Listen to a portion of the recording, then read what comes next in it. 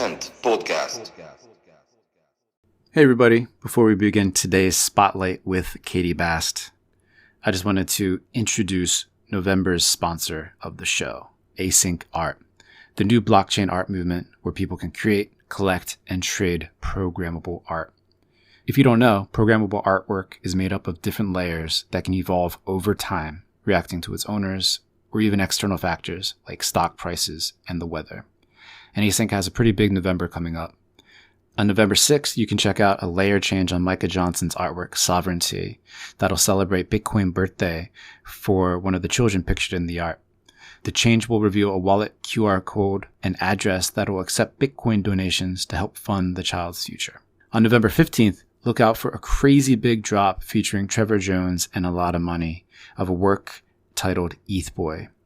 The date could change, so make sure you stay tuned for future updates. And for all the updates and for everything else, make sure you go to async.art. That's ASYNC.art to check out all the things about async art. And now let's get into today's show. Okay, we're live. This is Matthew, and I'm back with another Scent Spotlight interview. I'm really excited to have the chance to speak with artist Kitty Bast today. She just came off a massive sale over on Async Art. I'm sure we're going to talk about that during the course of our conversation. And we're going to talk about tattoos, the body, individuation, cryptoart, all the good stuff. So I'm really excited to have this opportunity to speak with Kitty, and I'd like to welcome her to the show. Hi. Cool. And then to get started, tell our audience a little bit about who you are and maybe a little bit of your background to get started.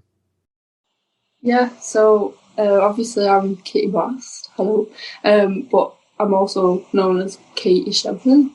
And I was born, I live and I work in Manchester, UK.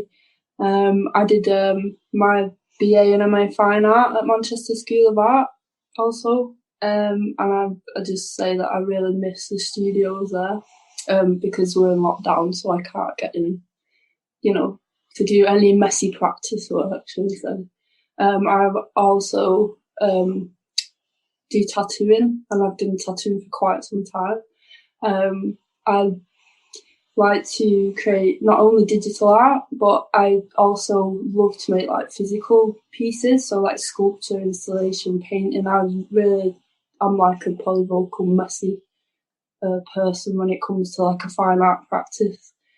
My work kind of explore maybe themes of from anything from say the uncanny to the body identity, the abject otherness, and obviously I'm obsessed with cats, of course.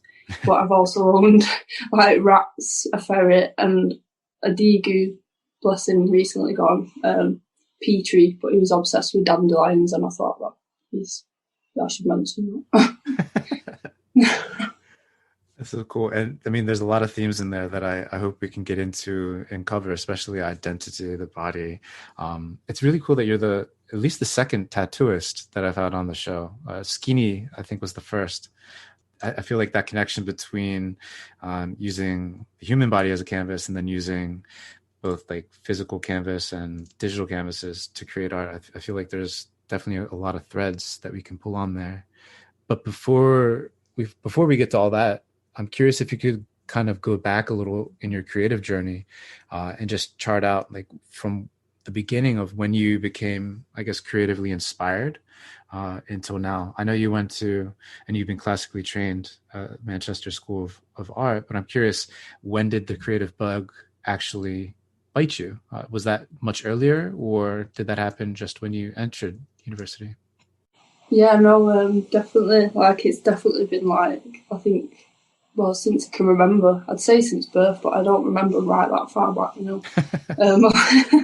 But yeah, I'd say it all started probably with my dad.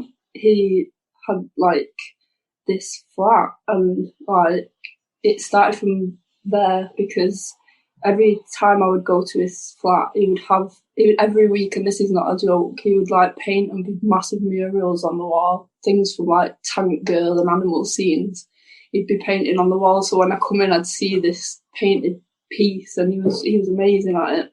it's something that's really in my family. Like, you know, art is quite, you know, spread across my family. So I've grown up around that.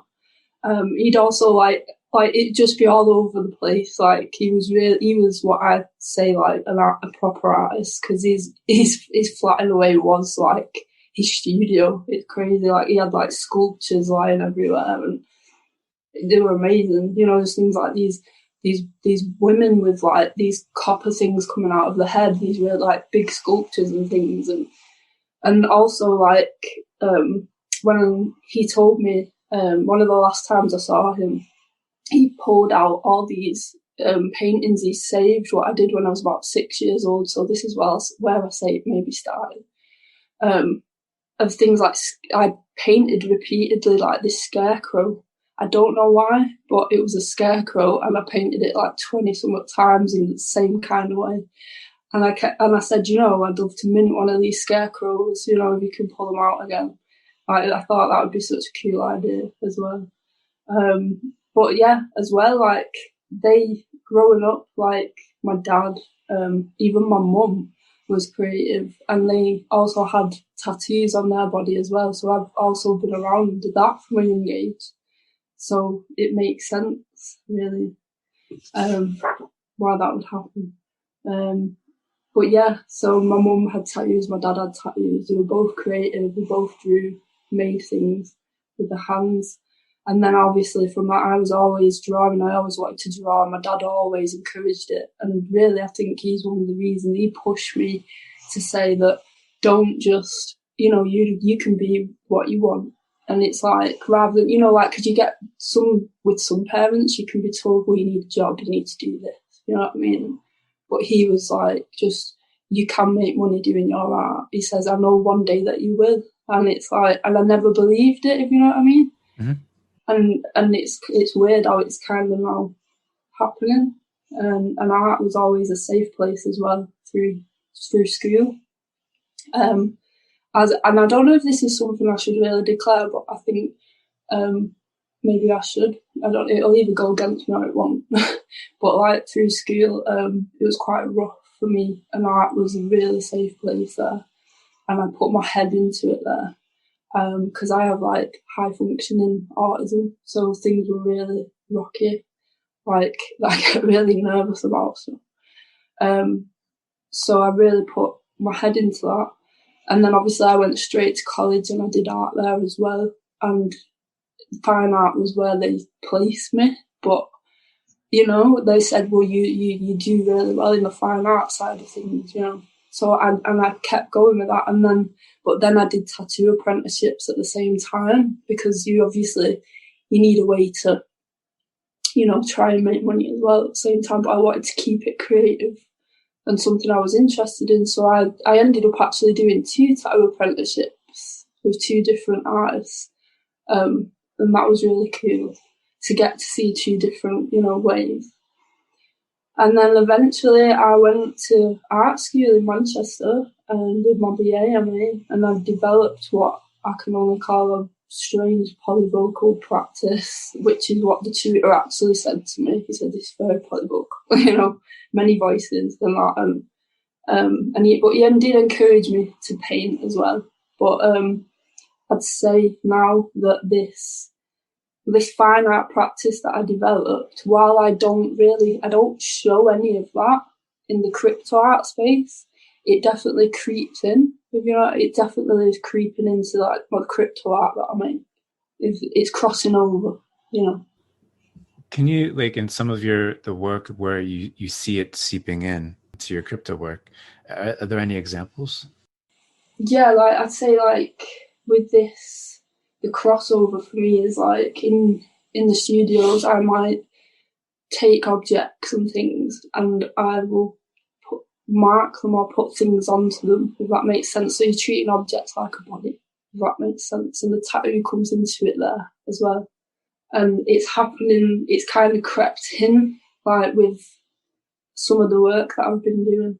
Like these tattoo things are creeping in again, these marks, this urge to mark the body and treating it. And then, but I'm wanting to almost push it that way, but it's like, I feel like I should keep these what messy practice apart, if you get what I mean. Mm. It's an interesting tension because you can definitely, I mean, listening to your journey, you can almost see everything in your work. I mean, your latest piece, her mind had gone out for a stroll and fallen down the rabbit hole. That sold for a massive, I guess, combined like over 40 ETH, right, on async art. Yeah. I mean, you can see, I mean, very clearly, prominently, the tattoos on her body. I mean, just it's everything in your bio that you've said about yourself is like in that piece, right?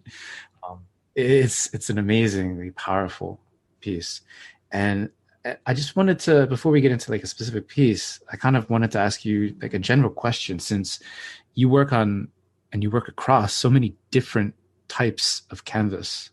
Like, what is a canvas to you? Like, how does like a human canvas versus just a physical cloth-based canvas or a digital canvas? How do you think of these different canvases in your work? So now for me, after going to art school, I do see a canvas as Mhm. not as a canvas. It's like it is an actual body. Like I see things as bodies, if that makes sense. To I'm starting to see them more now. It's weird. Even the more I make more crypto art as well, the more I'm looking at things like, well, the bodies to mark or and then but the digital thing with me is strange because like in my fine art practice, I didn't do the digital art making. It was something that I always wanted to do, but I only started doing like say on with Procreate and things like that. I only did that like I started doing that maybe a couple of years ago, messing about with it. Mm-hmm.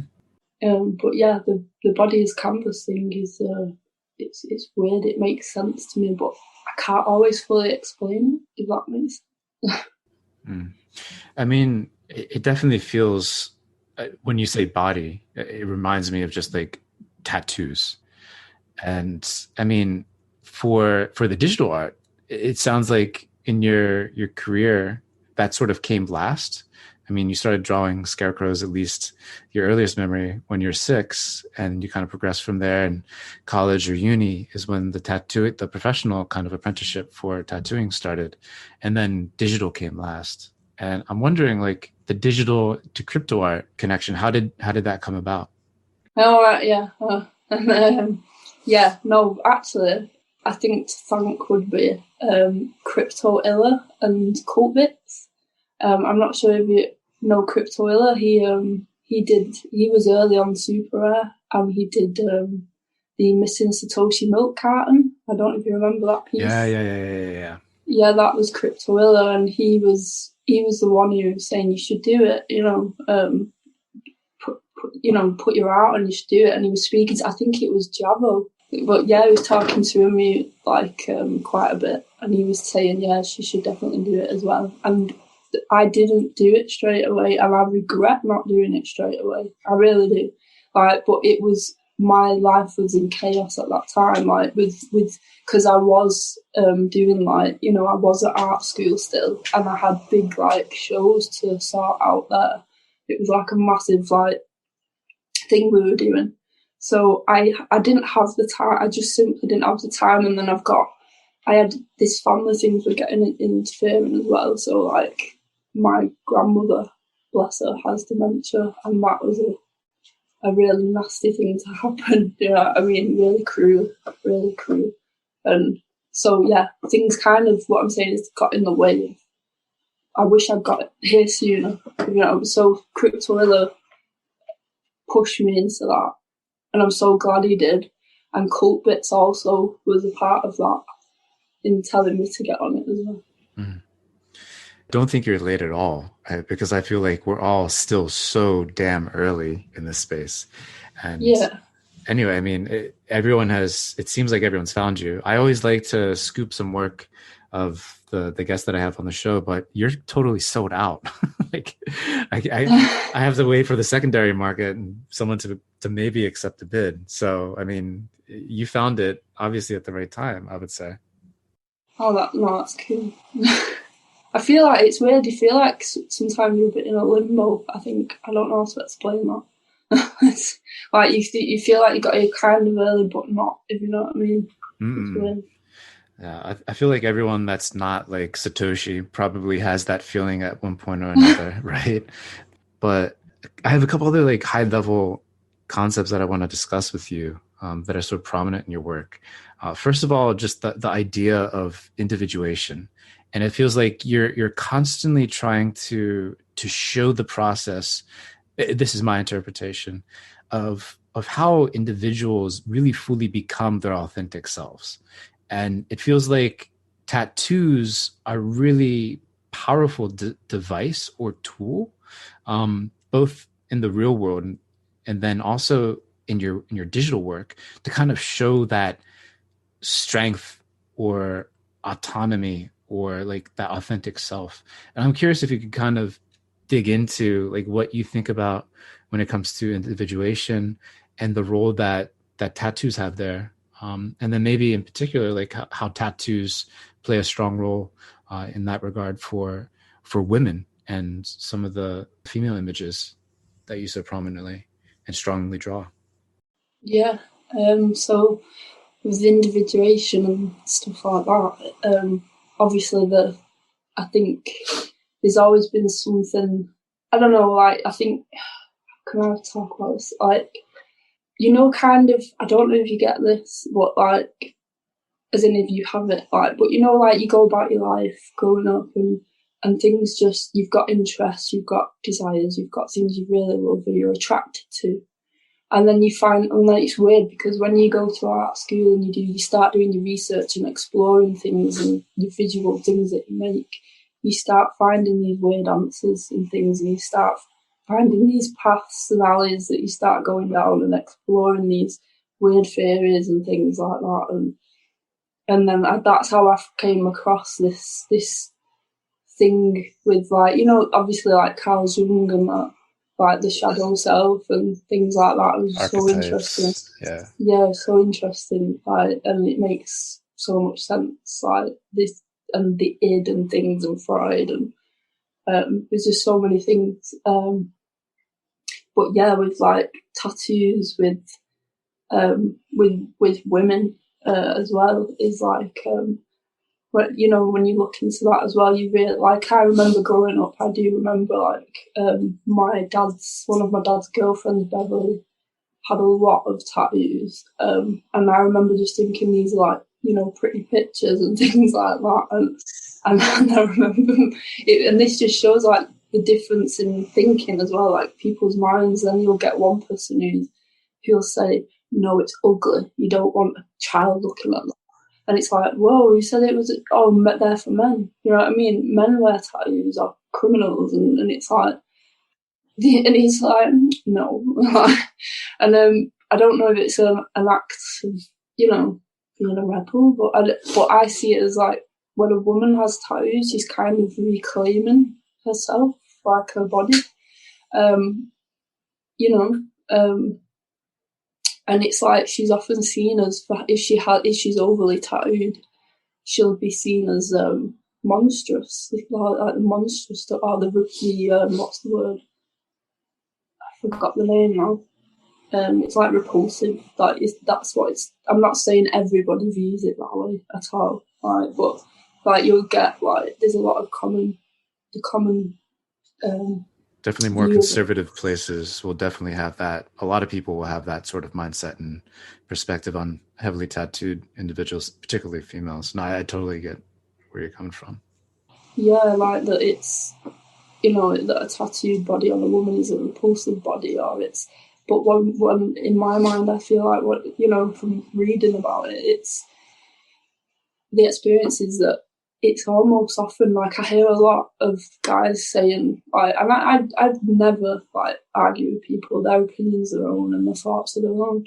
Like but like they will often say to me, "Oh, I don't like tattoos on women." I've heard it so many times. I think it's ugly. It's horrible. And I won't go near a woman if she's got tattoos. And it's like, well, why? And the more I think about it, the more I realise it's because I think when you have a tattoo, And like you realise that you kind of sending a message as well as a woman. I think that, well, maybe I don't want to be controlled. Maybe I don't, you know what I mean? Like maybe I want to be me. I want to be me, and this is me. And I think some people maybe could be put off by that. I don't know. But then from reading about it as well, that's not just me that thinks that. This is things I've read as well. You know, like the philosophy around tattoos and things like that. No, it's really interesting. I mean, it definitely feels like, especially within the past 10, 20 years, you've seen tattoos becoming more and more accepted in certain parts of the world. Obviously, more like metropolitan, more urban areas, you're seeing a lot of more folks in the professional class, like just really be tatted up, like pretty substantially. Really, it's really kind of interesting to see that change because traditionally, no one had tattoos, or if they did, they very rarely showed them, or if they were shown, like I think you describe some of the archetypes like rebels, right? Some like outsiders in like films and TV and whatnot. Like they're the or criminals. They're the ones that had the tattoos, and it was just like really, it was like the symbolism was like really basic, but now it's really transcended or started to transcend into to modern times. So I think that transition for me, that's the most interesting thing as an observer. Is like that's a very interesting change in a very short amount of time. And I think it really is like individuals staking their claim and saying we can do things differently, and like we are our own. I don't want to say master, but we're in control of our own lives. But on the flip side, I know you're very focused on the individual part, but in your mind, like how does a strong individual, how does the individuation process interact with the broader community and collectives around us? I don't believe you are just you. You are part of everyone, if that makes sense. Like you can never, I don't think, fully really just be you, if that makes sense. I think you are made from others as well. The other, like I'm really interested. I think it's cool as well. The idea of the other, and like I think it comes back to that idea of things like maybe xenophobia as well, isn't it? Like people, that fear of encroaching on your identity and things like that. Yeah. So I think it's good to accept chunks of things, and because I think that's one way you build your identity. You need other things to go off, don't you? Totally.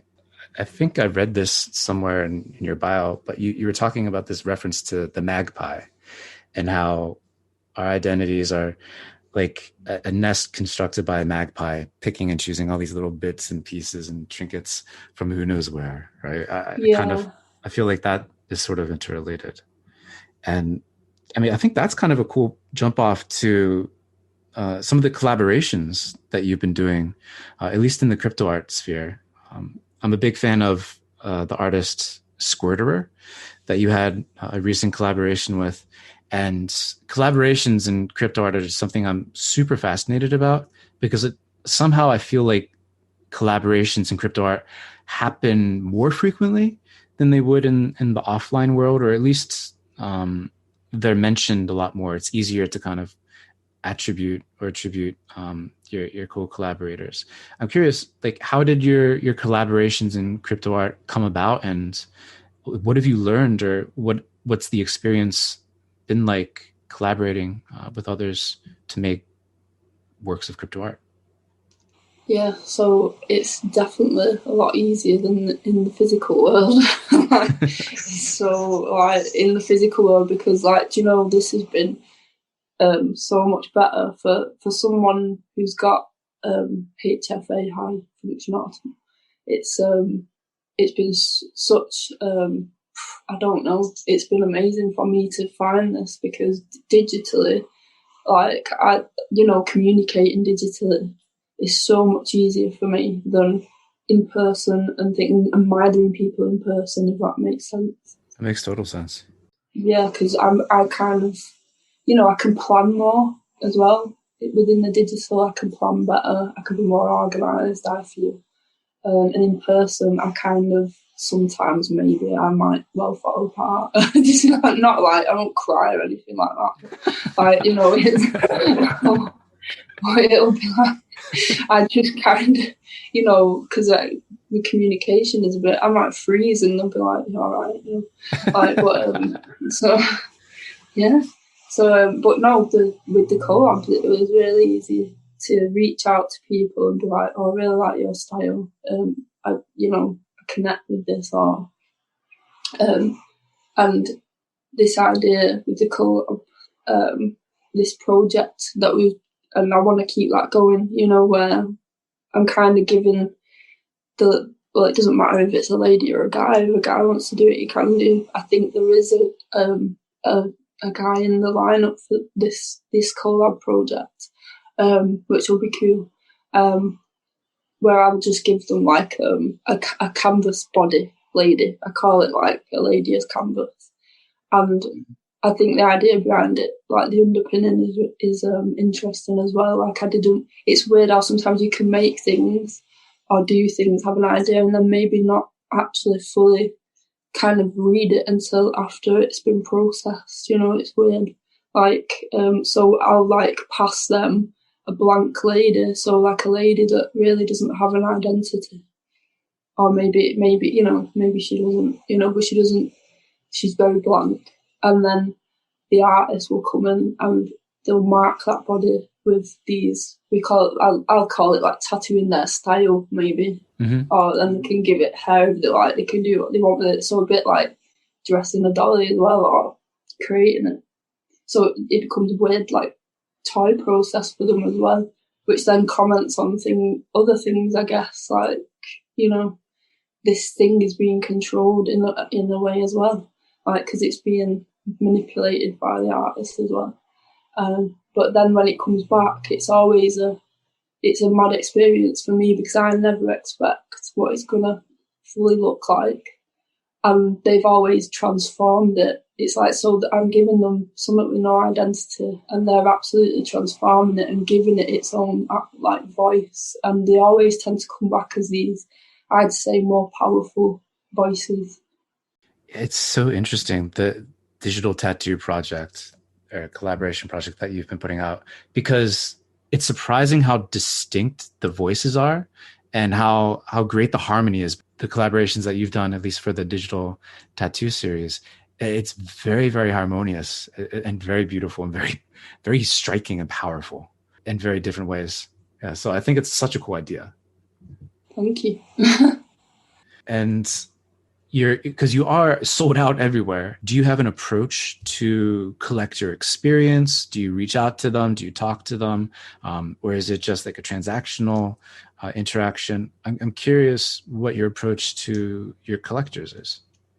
Yeah, so I don't ever I won't like reach out to collectors before, because I don't know, I personally find it maybe like a bit rude to like, I don't know, this isn't me. It's not that I won't reach out and want to talk to people and say hi, or you know what I mean, but I'm someone who kind of, if I don't reach out to someone, it's not because I don't want to.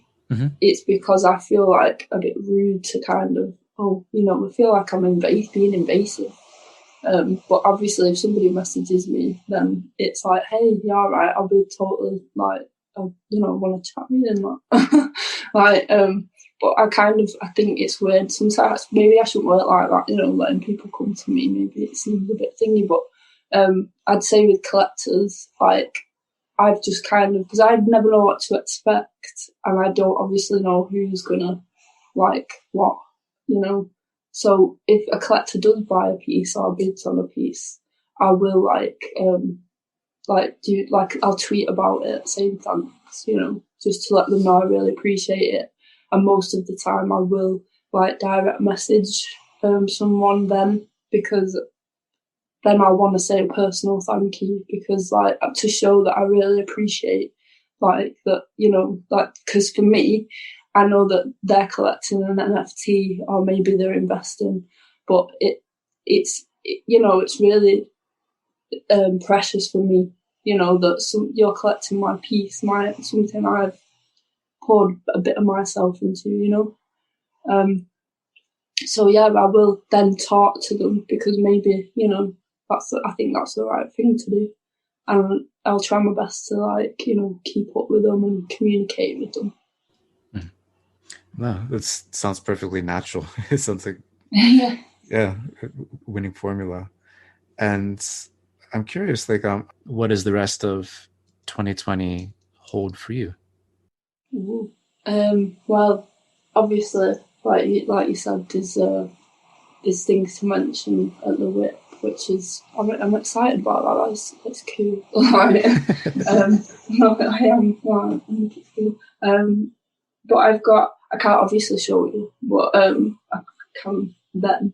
But I've got a piece that's gonna be like the first. I've made an original oil painting on canvas, but with acrylic also, and she's gonna be the first original piece that I link to an NFT, and I'm gonna drop that on Super Rare. Oh wow, okay. And I'll probably maybe talk about some of that a little bit, but there's other things as well. So there's loads of things. I've also got I need to bless them honestly. Snow Crash he gave me a piece of land in Somnium to build, and I've not finished it yet, and I need to finish that because I feel awful because I've not finished it yet. Because I've just been stupid busy, obviously not just with crypto, but there's other work and there's family and there's all sorts of things going on.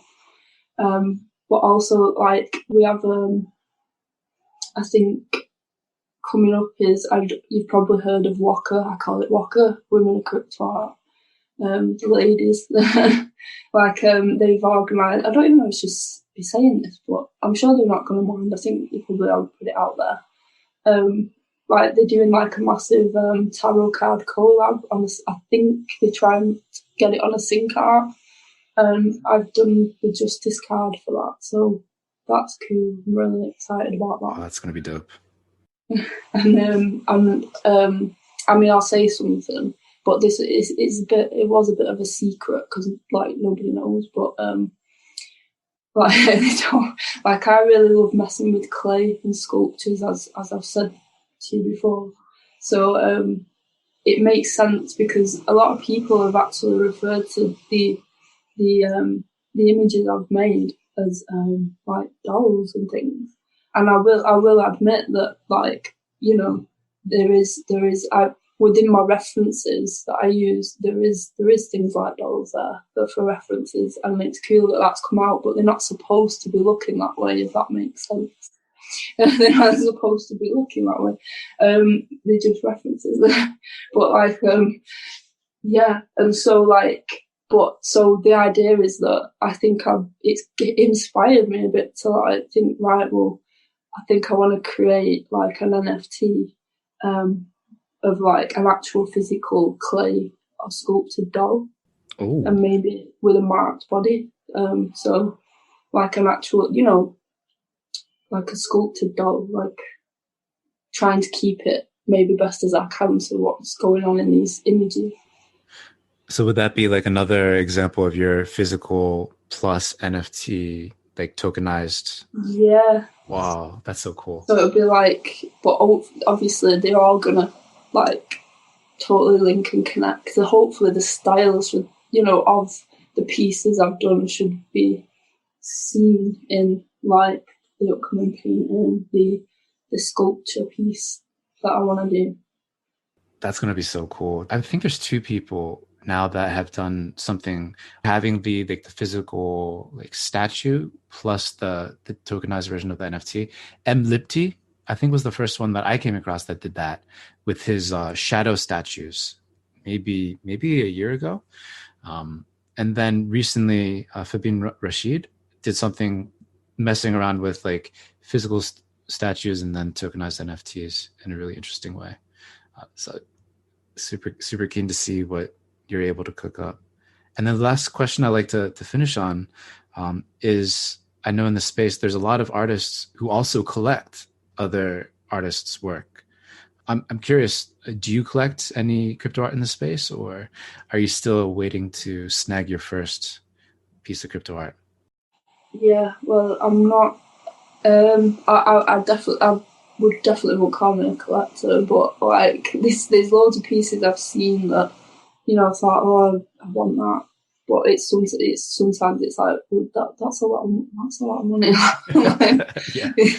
yeah, like there's a couple I've nabbed because there was like a good price. Who'd you scoop? That was cute, something. It was cute little images, like a bunny rabbit. I think it was Orion, if that's how you say his name. He did this cute little bunny. I was like, oh, that's cute. Like, it said themed on it and everything, and I want that. And it was dead cheap. I thought, why not? Oh, and I also bought, I think, is it Gaboosh? Is that how you say it? The collector. I bought, I think it's the daughter, Katie, she's called as well. And she's started putting her crypto art up, and there was this little cat, and so I was like, I want this little cat, so I got that one as well. So I don't actually collect, but if I see something that I really want, then I'll probably go for it. Like the last thing I really wanted, but I know I probably could not afford, was a Hacktail Kitty, the Oh recent yeah. Hacktail Kitty, Oh my God. Yeah. the little lady one, the perfect tail, I think it was that one.